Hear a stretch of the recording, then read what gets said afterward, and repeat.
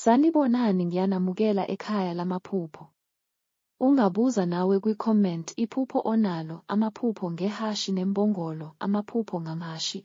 Uma uphupha ubona ihashi kusho injabulo nokuchuma ekusaseni lakho, ikakhulukazi uma limhlophe.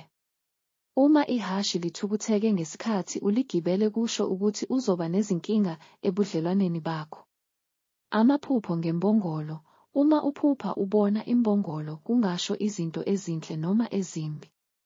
Uma uyigibele imbongolo kuzoba nenkinga ekusaseni lakho futhi abantu obubathemba bazokuhlubuka. Uma imbongolo ikulandela uyokhathazwa, umona nenkohliso, kodwa konke kuyodlula. Uma ubona imbongolo kodwa ungathintani nayo kusho ukuthi uzophumelela naphezu kwezinkinga.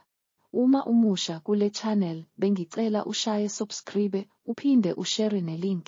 Siyatholakala ku-TikTok sichaza amaphupho. Usibhalele ku-inbox sikunikeze inamba ongabuza kuyo amaphupho njalo ekuseni. Nisale kahle.